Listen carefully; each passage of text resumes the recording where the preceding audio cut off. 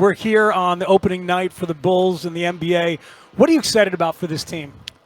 Well, I just want to see the growth, right, of this team, of individual players. All the young players to take a step forward. And we had a pretty long summer. We had a good preseason. We played very good teams. We played Cleveland twice, Milwaukee, Denver, Minnesota. So they were physical, long, athletic teams. So it was good test for us. But now the show starts. There's a lot of hope that's being placed at the feet of Matas. What does him taking the next step look like?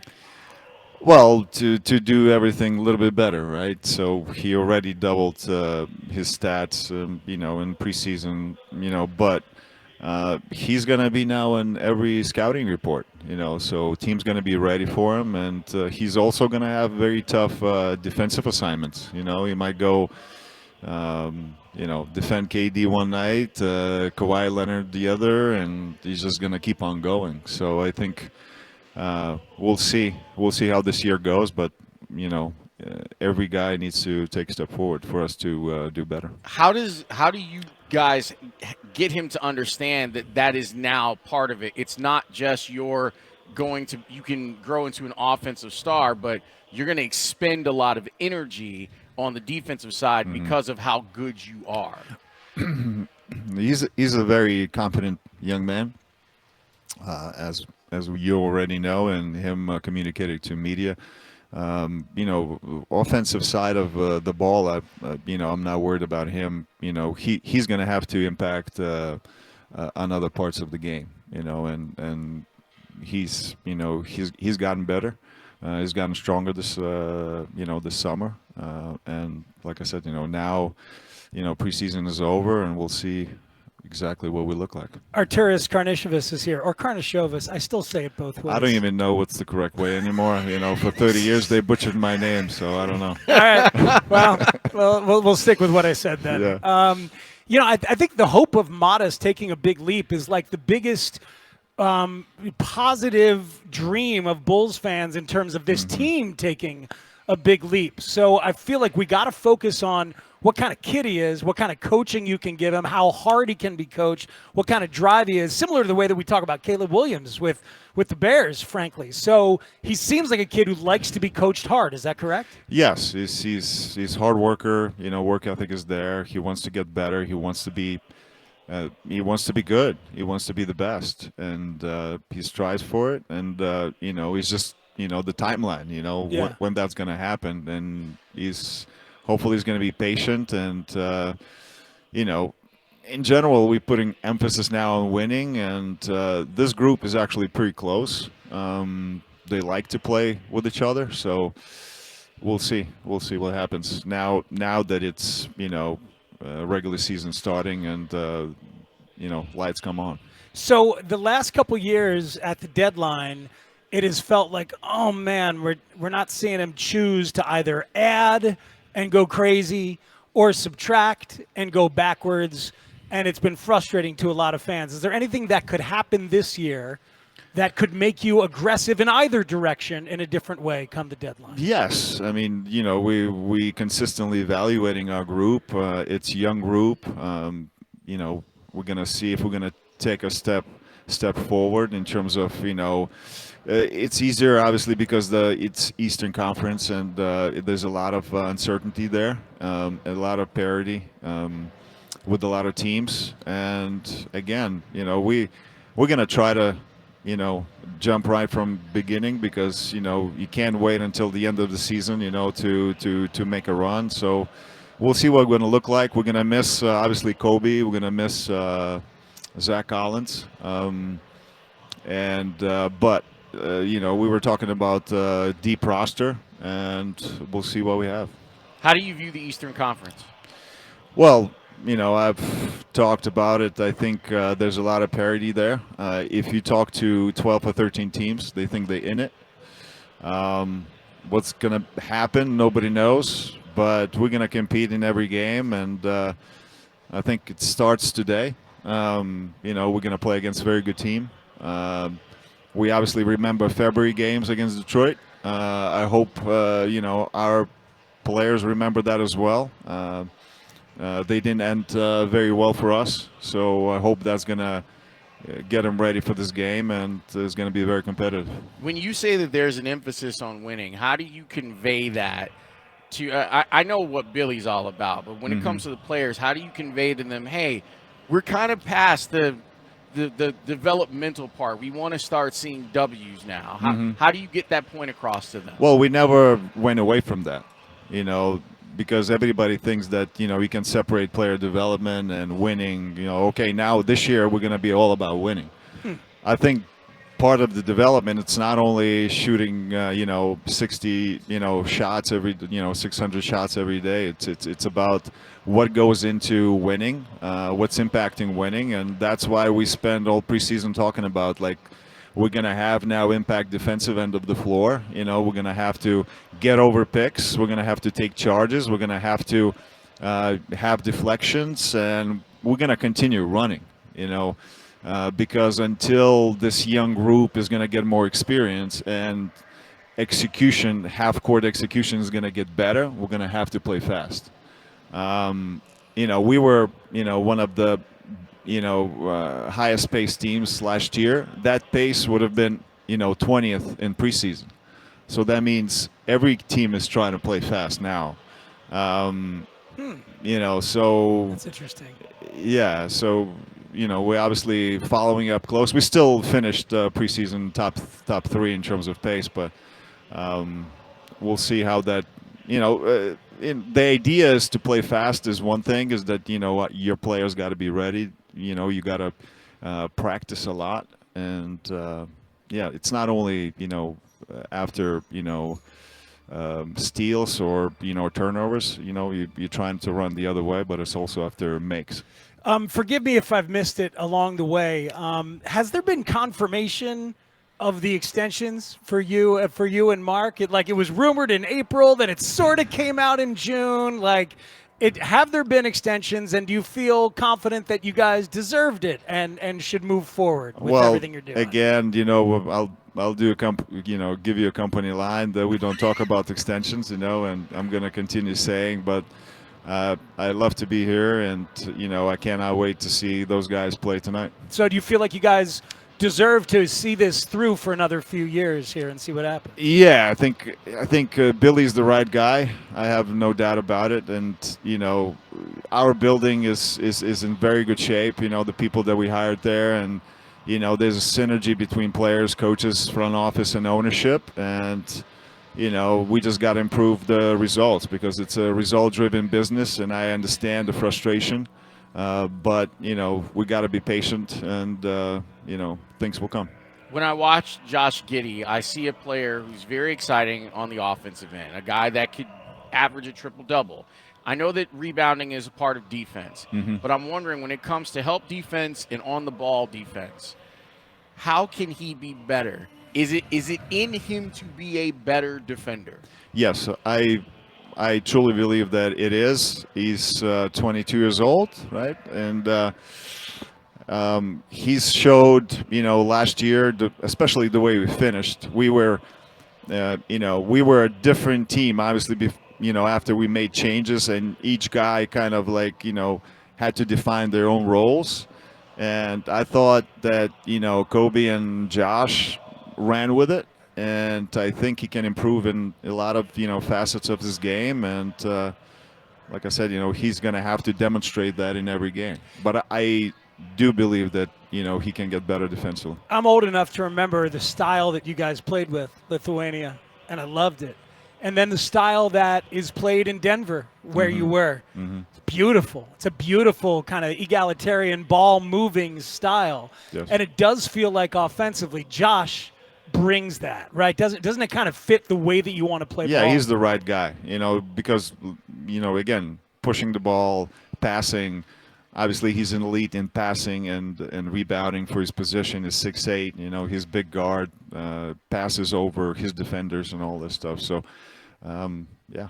What players do you think could take a step forward on this team and be part of that kind of offensive style in a really good way? Well, I think we added Isaac Okoro, who's, we're talking about defense.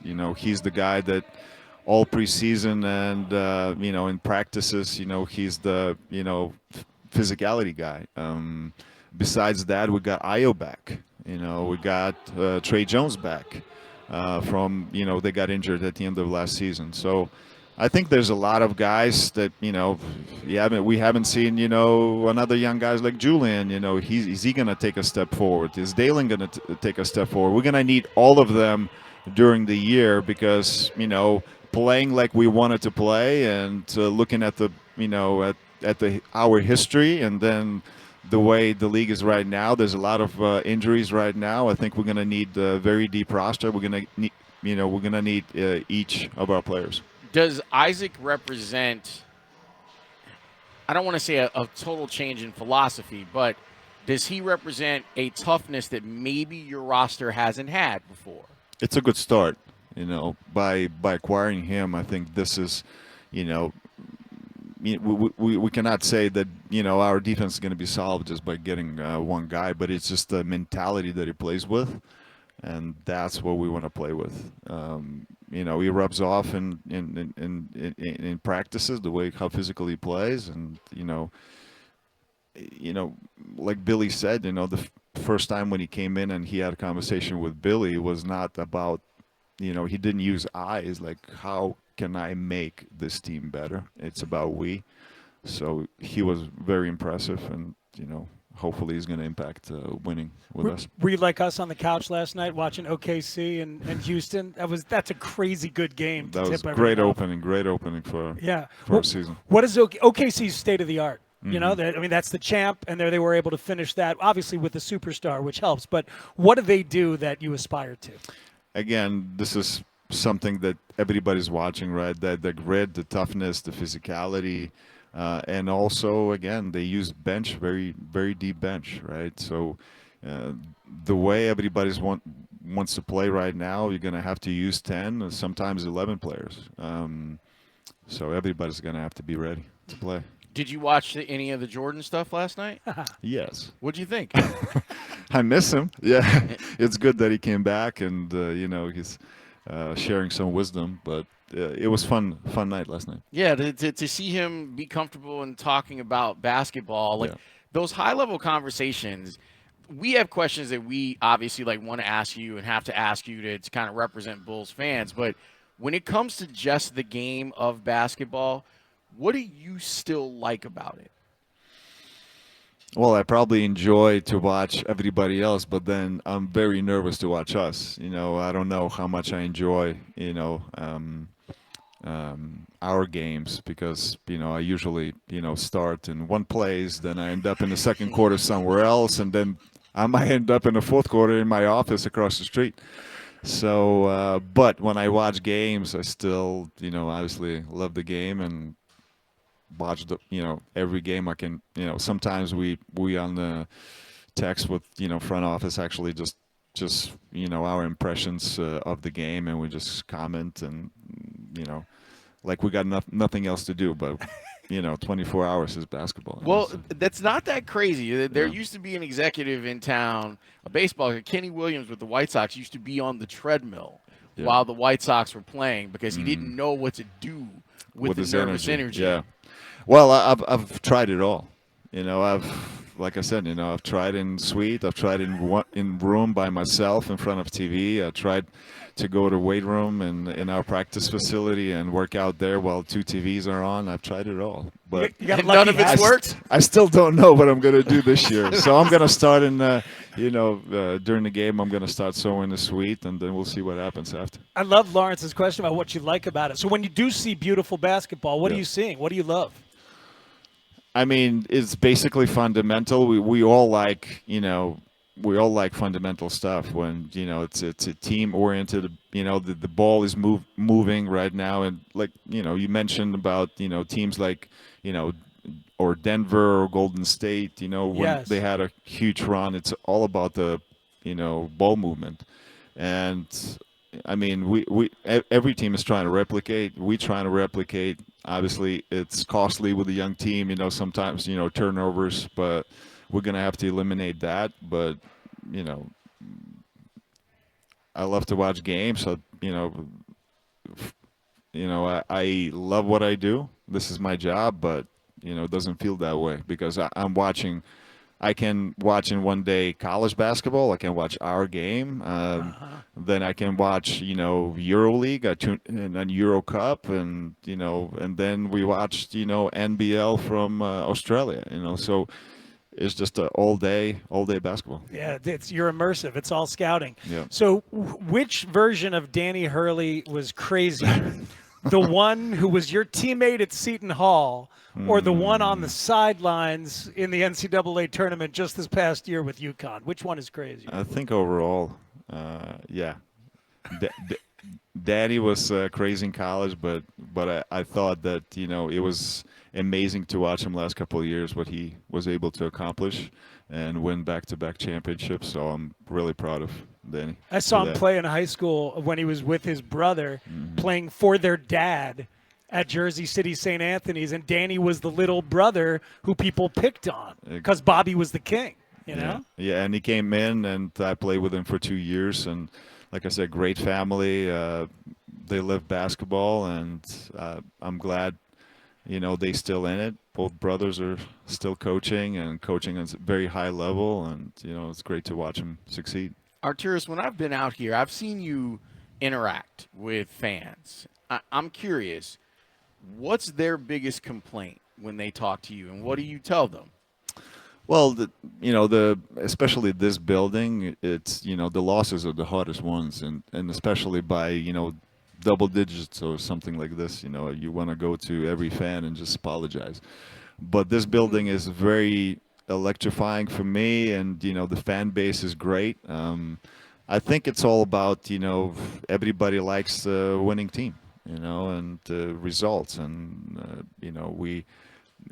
I'm enjoying also building something, and I think this team is on a way up.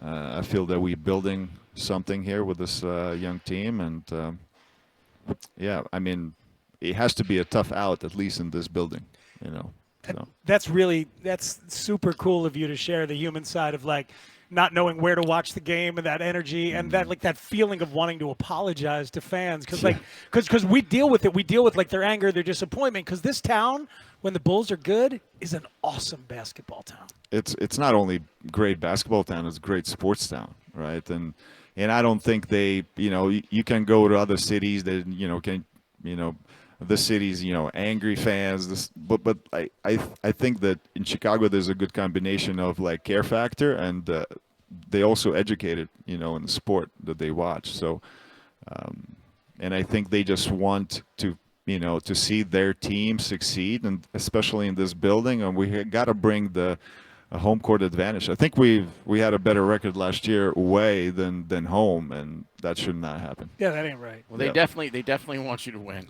Trust me. We hear from them every day. Oh, yeah. And I would consider I'm in that boat too. I would love to see you guys be able to put this thing together and start winning because of everything that you said.